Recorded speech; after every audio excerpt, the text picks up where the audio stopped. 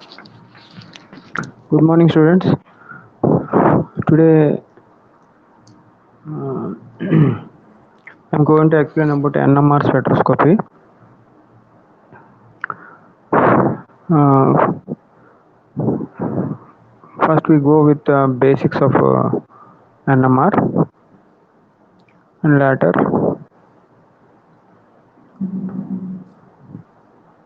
we go through instrumentation and principles and examples. Okay. First of all, NMR spectroscopy starts with nuclear spin.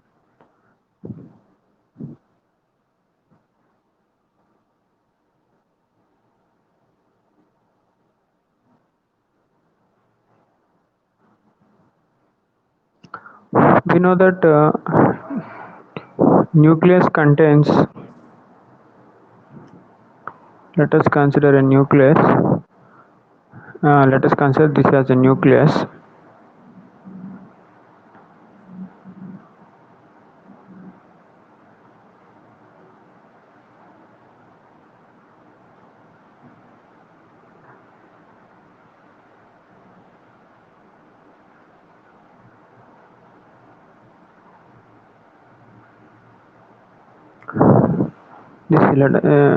Let us consider this is a nucleus, and I have put positive charge because nucleus contains protons and neutrons.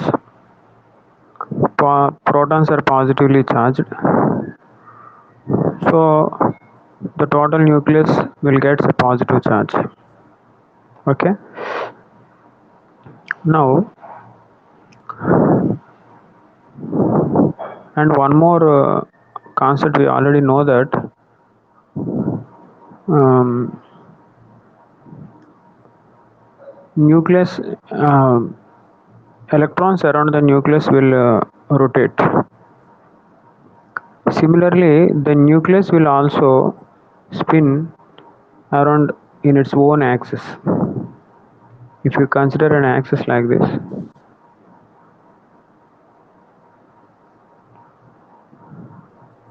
okay, if you consider an axis like this, the nucleus will rotate around it like this. Okay, so this type of spin is called a nuclear spin.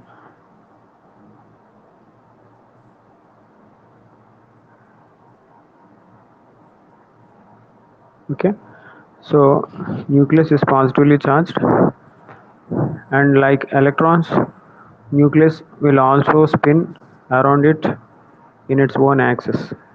Okay, and this is nuclear spin axis, and this is nuclear spin. Okay, and after that we'll move to the next topic, that is induced magnetic field.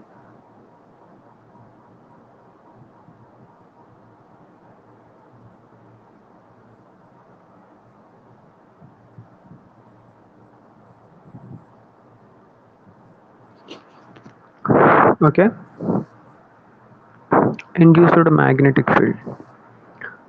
So remember, any charged body, if it spin around its own axis, it will generate some magnetic field also. I'm repeating again, if any charged body spin around its own axis, then it will develop some magnetic field also. Okay, but remember, the electric field is perpendicular to the magnetic field.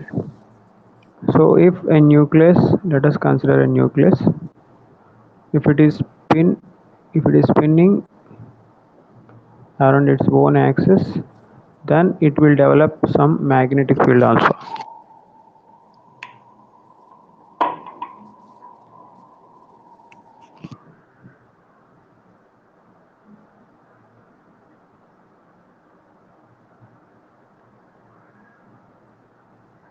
Okay, these pink color lines, dotted lines, indicates the magnetic field of nucleus, and this type of magnetic field is known as induced magnetic field.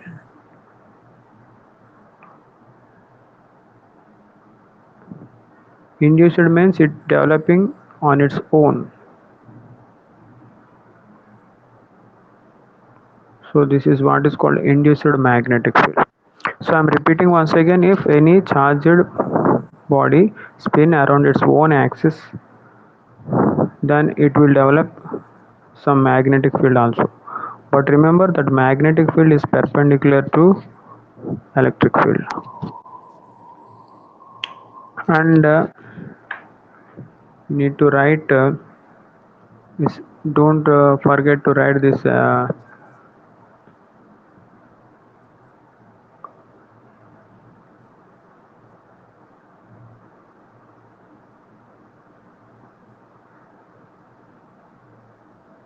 arrow marks. This arrow mark showing that magnetic field generating like this and going into, means the magnetic lines generating from top side. The magnetic field is generating from top side and entering from bottom side again. Okay, sorry, sorry, not like this. Put arrows like this.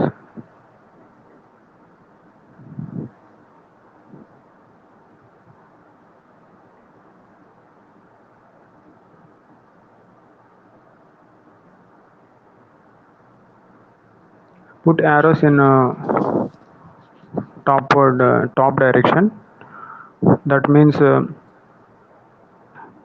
magnetic field generating from the bottom of the nucleus and goes like this and again enters from the top. Okay, so like this the magnetic lines moving around the nucleus.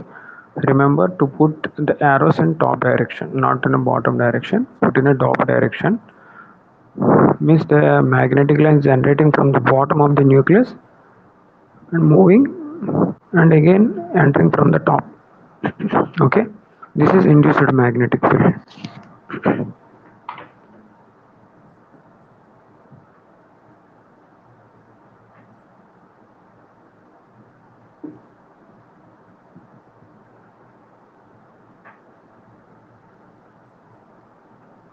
Now our next topic, our next concept is applied magnetic field.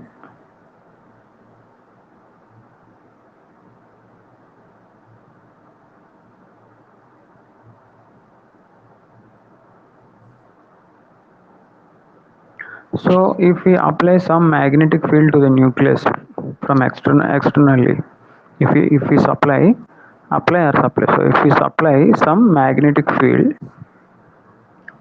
to the nucleus, that is known as external magnetic field or applied magnetic field. Okay, either way you can call it.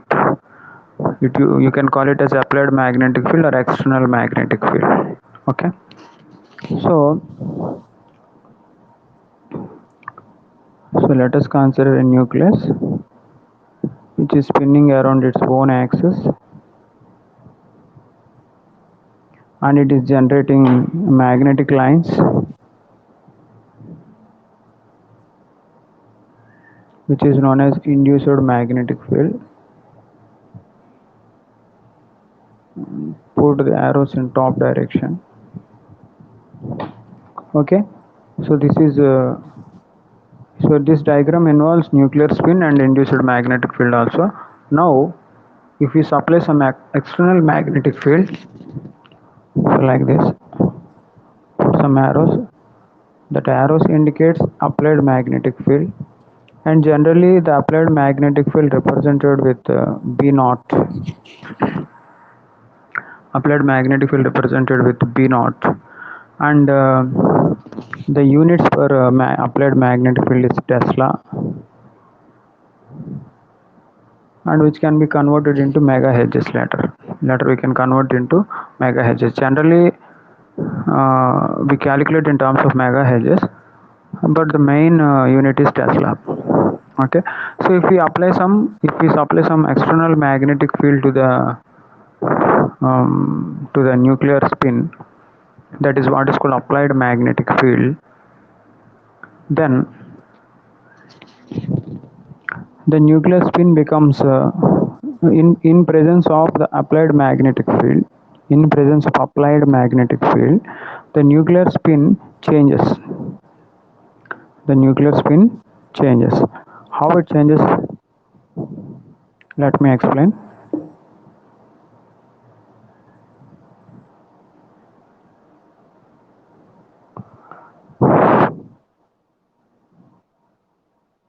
So this is a nuclear spin, and this is magnetic lines.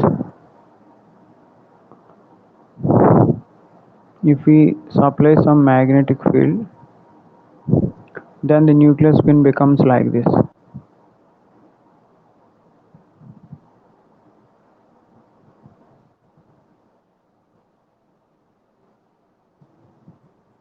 Then the nuclear spin becomes like this.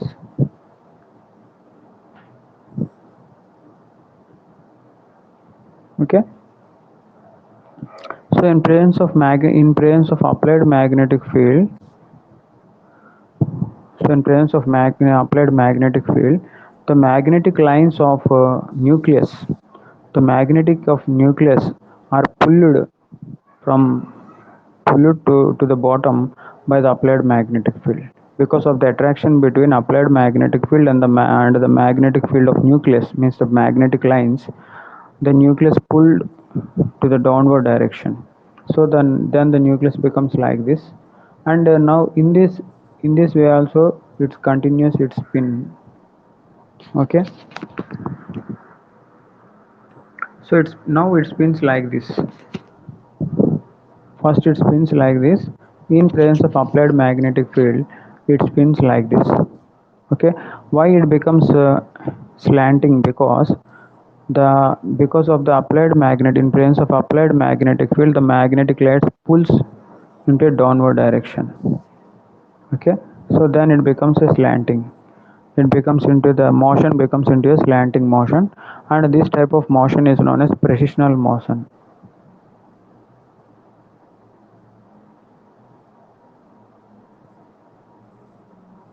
This type of motion is known as precessional motion. Okay, and in this precessional motion also you need to put arrows like this, means it is moving in a clockwise direction. It is moving in a clockwise direction. This is the precessional motion in presence of applied magnetic field. In a presence of applied, I'm repeating again, in presence of applied magnetic field, the magnetic lines of the nucleus pulls into downward direction, so it becomes like slanting like this. It becomes something slanting like this. Okay, that means there exists an angle between these two, and this axis is applied magnetic field axis.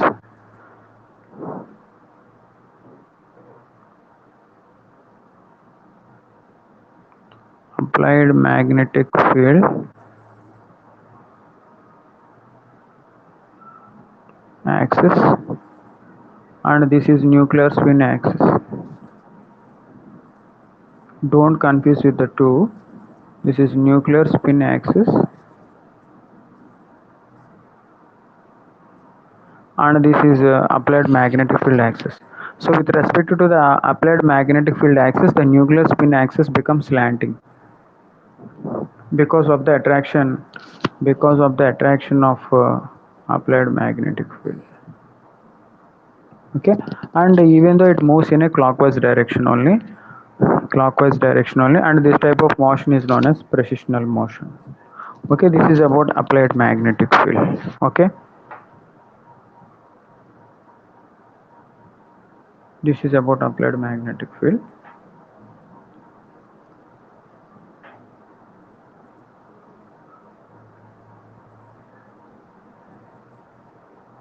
Now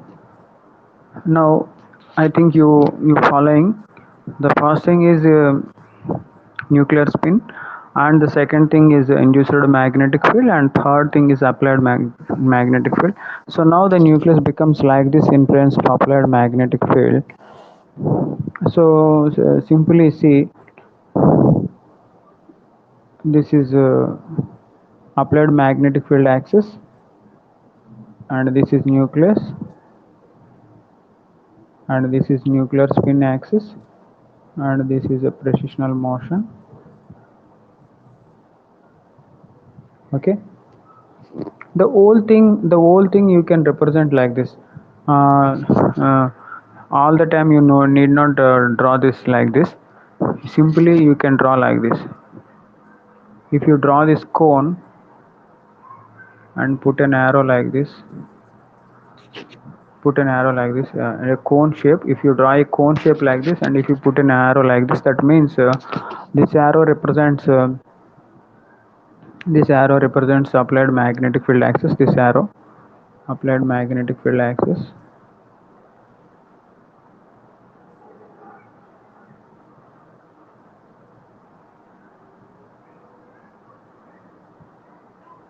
And these two, this arrow represents nuclear spin axis.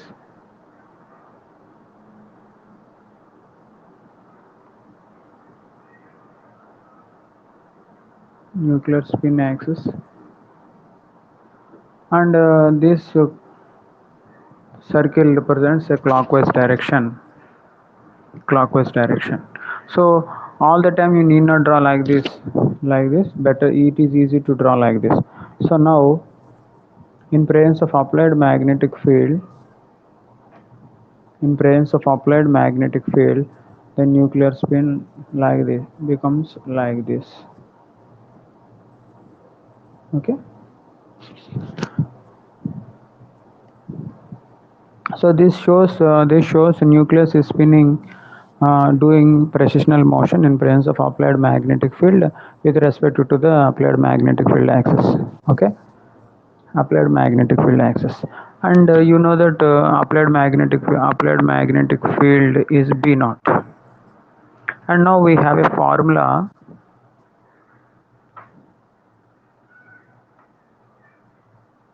We have a relationship that B naught is always directly proportional to nu. B naught means applied magnetic field, and nu is a precessional frequency. B naught is applied magnetic field,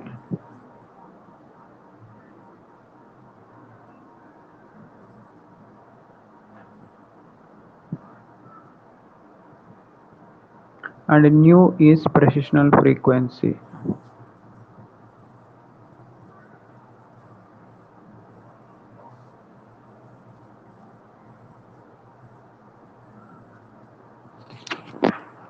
Precessional frequency. Okay, so applied magnetic field and precessional frequency. Now,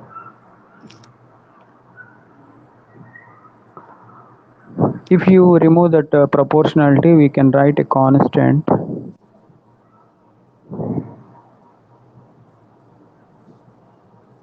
So B is equal to gamma by 2 pi into nu. Okay, and this gamma is known as gyromagnetic ratio.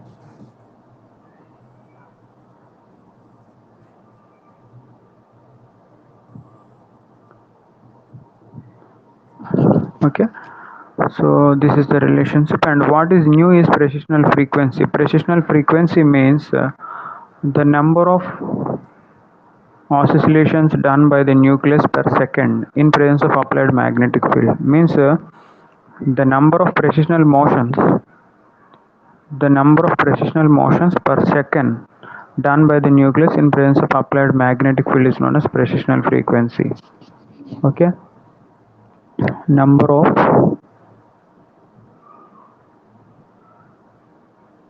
oscillations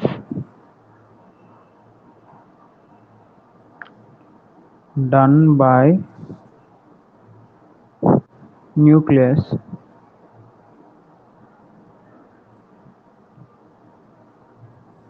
in presence of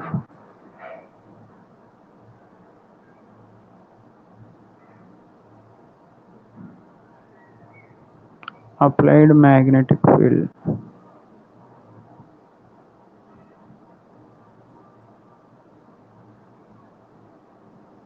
is known as precessional frequency. Okay. For example, if a nucleus oscillate in presence of magnetic field, if it rotates around the applied magnetic field axis by 10 times, then the frequency is 10. Generally, the units for frequency is hertz or cycles per second. So, if the nucleus means this spin, if this rotations, revolutions, or oscillations, if the nucleus rotates around the applied magnetic field axis by 10 times, then the precessional frequency is also 10 cycles per second or 10 hertz. If it moves 100 times, then the precessional frequency is 100. If it is 1000, then the precessional frequency is 1000. If it is 10,000, then the precessional frequency is 10,000. Like that we can write. So the number of oscillations done by nucleus in presence of applied magnetic field along the with respect to the applied magnetic field is known as the precessional frequency. And this precessional frequency always depends upon the applied magnetic field. So as much as the magnetic field applied, the number of oscillations also becomes more. Okay. Now,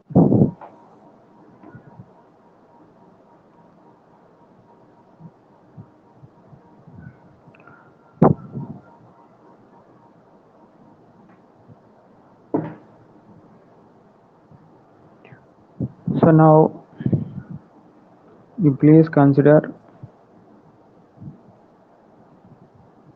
a nuclear spin in presence of applied magnetic field. So let us consider applied magnetic field also. That is B naught.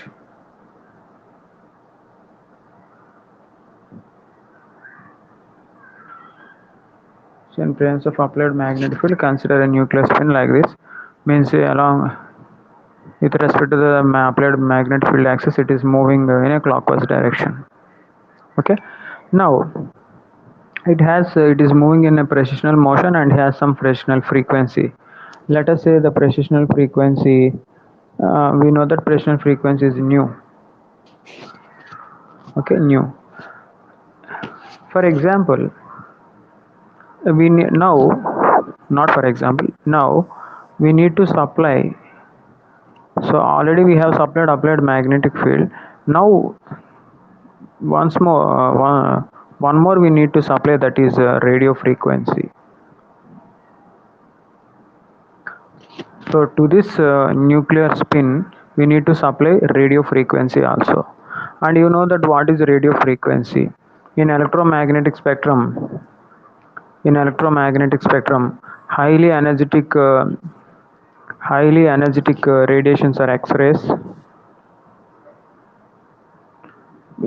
Before X-rays, there is gamma rays also, cosmic rays also there. But as far as our knowledge is concerned, the more energetic rays are X-rays, and after that we can consider UV as more energetic, then visible, then IR, then radio waves, then microwaves, then radio waves. Okay, so less energetic radiations are radio waves. That is, so we need to choose that wavelength and frequency of radio waves, and we need to supply radio frequency energy to the nucleus. So before X-rays, we have gamma rays and cosmic rays also, but as per our subject is to concern, we need to start from X-rays, UV, visible, IR, micro, and radio waves. So we need to supply this energy of this radio frequency to the nucleus. Okay.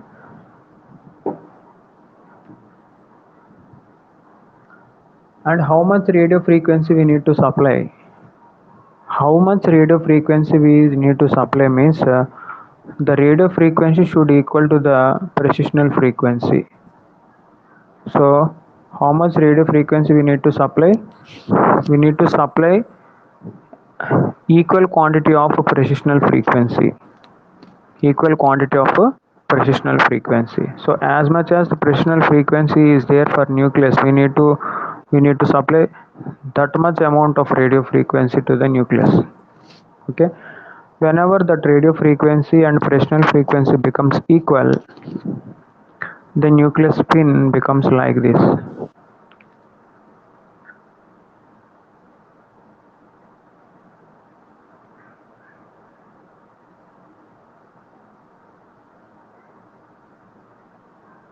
The nucleus spin become like this. Okay. Now what it represents, again this arrow represents applied magnetic field, this arrow represents applied magnetic field axis, but the cone is reversed. That cone is reversed means the nuclear spin axis now moving also, now also it is doing precessional motion but in anti-clockwise direction, because it is reversed. It is reversed means the in this position it is in clockwise direction, because you remember that when at first if you draw the dotted lines, I have keep the arrows like this, means that is in a clockwise direction. Now it becomes, so I will represent like this, means here the oscillations are like this, means they are in clockwise direction. Now the oscillations becomes like this, means in anti-clockwise direction. Now the precessional motion reversed means it becomes anti-clockwise direction. So now the nucleus has two spin states. Two spin states. First spin state is in clockwise direction, and second spin state it is in anti-clockwise direction. And this will happens when the precessional frequency becomes a radio frequency. When the precessional frequency becomes a radio frequency, and you know that whenever the two frequencies become equal, that the situation is known as a resonance. Then the situation is known as a resonance. Now what happens if the precessional frequency becomes equal to the applied radio frequency? Then the resonance will occur. As the resonance occurs, the clockwise direction becomes anti-clockwise direction, means it becomes reversed. So one of the spin state, clockwise spin state becomes anti-clockwise. So I can draw a line like this, means the energy state increased here.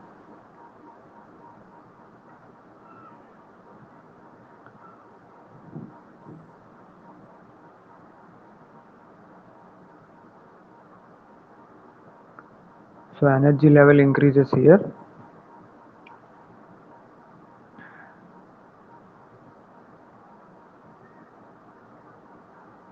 Energy level increased here, and so as per the energy level arrow, that clockwise, so this is, I will erase these things.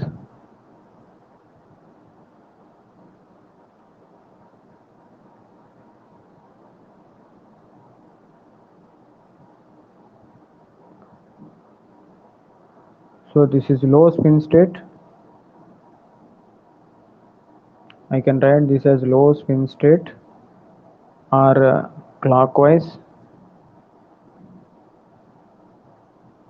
or aligned.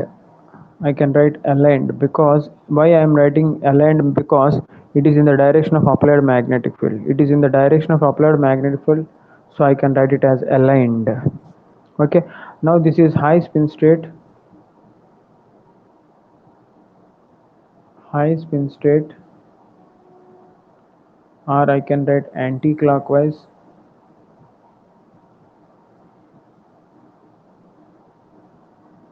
or I can write opposed.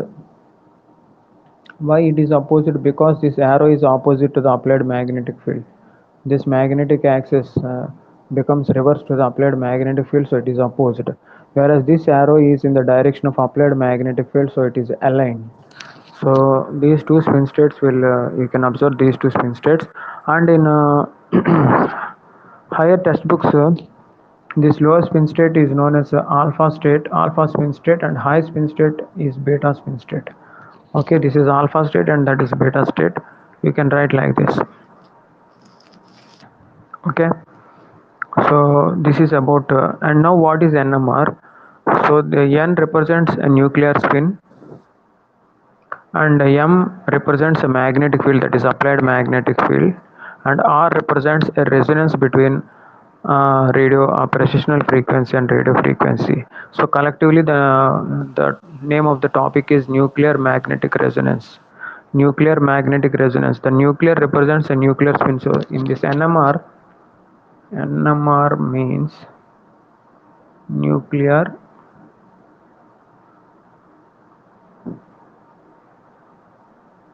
magnetic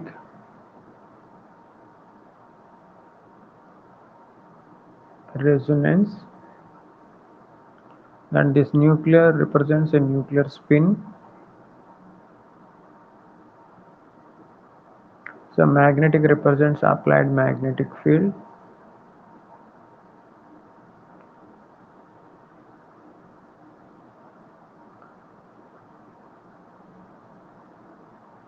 and this resonance represents the resonance between nu and radio frequency. So if these three happens, we can see this type of alpha and beta spin states.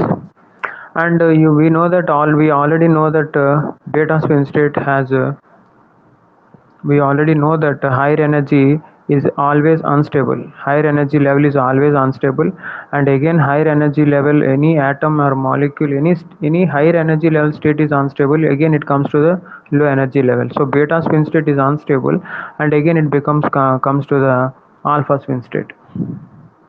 So whenever a nucleus comes to the high spin state to low spin state, it releases some energy. And thus that energy that releases the energy in the form of a radio frequency again. I repeating again, beta spin state is unstable, and that beta spin state again comes to the alpha spin state. During the beta spin state converting into alpha spin state, it gives some releases some energy in the form of radio frequency again, and that the radio frequency is detected by detector, and it is amplified, and we can observe it as a signal. That is NMR signal. Okay,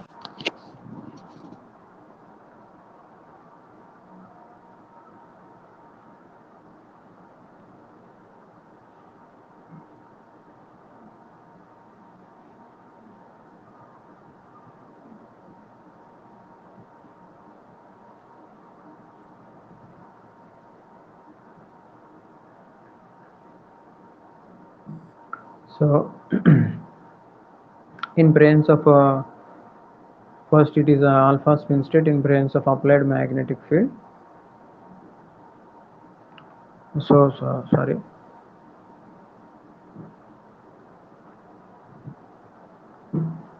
So nuclear spin,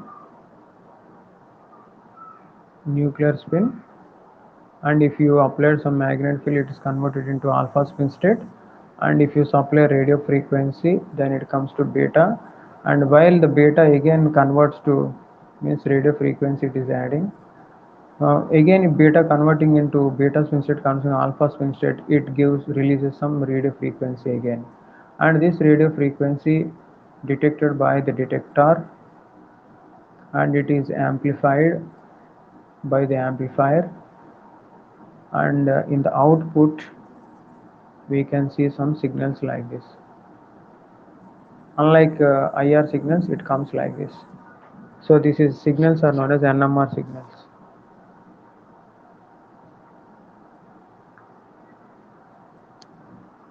These signals are known as NMR signals. Okay, so starts from nuclear spin, applied magnetic field, it converts into alpha spin state, means clockwise direction. So, and it has some precessional frequency. So If you supply some radio frequency which is equal to the precessional frequency, resonance occurs, then it converts into beta. Beta is unstable, again beta converted into alpha. During it converted into alpha, it releases radio frequency.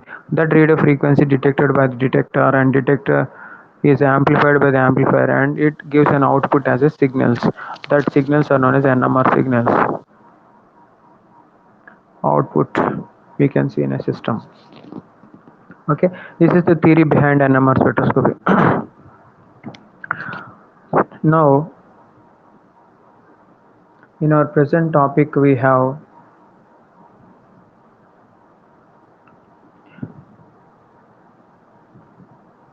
uh, some instrumentation is there, how the NMR instrument is constructed, and how it is worked. First of all, the first thing in NMR instrument is radio frequency source, means radio frequency is generated here, and the sample is taken in a magnetic different type of tube called as, this is what is called NMR tube.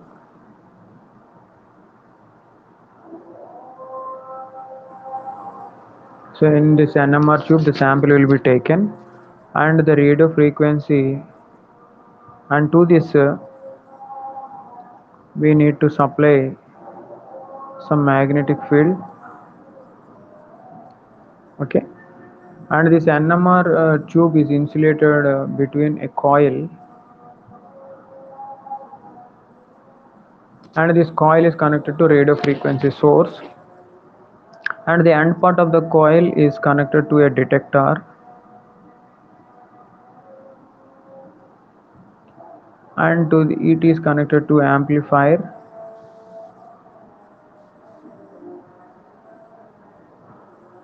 and amplifier is connected to an output in which we can see signals like this. This is output. Okay, so the sample is taken in NMR tube, and the radio, from the radio frequency source we can supply some radio frequency waves which is equal to the applied magnetic field strength and precessional frequency, and with that and the released radio frequency is detected by this coil, again by the detector, and applied radio frequencies enters from this coil, and released radio frequency comes from this coil. Okay, and it is detected and it is amplified, and finally we get an output. This is the instrument, a block diagram of the instrument of NMR spectroscopy. You need to draw like this. Okay, which is very easy to draw. Okay, this is about NMR spectroscopy, the basic of NMR spectroscopy. Okay,